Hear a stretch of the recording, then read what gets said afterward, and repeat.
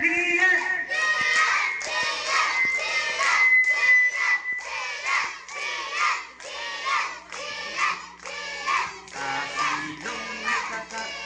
May taong nakadapa.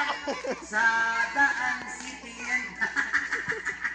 Ayan pala, si Tiyan po ay nabalintok po doon sa daanan. Oh, natumba lang po.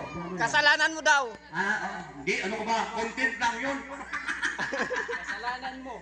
Ayan, so kasalanan ko naman. Ito naman, ano naman ako? So yan, pagmasdan niyo po siya.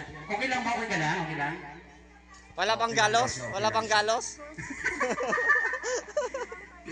So ayan, boss, ano, okay na? Si sir naman ang sir.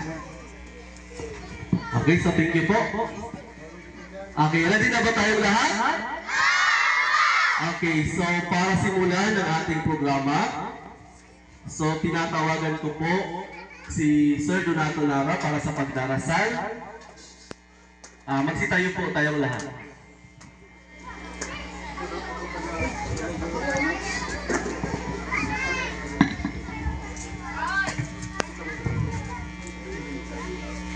Yuko po natin ang ating mga ulo at damhin ang presensya ng ating Panginoon.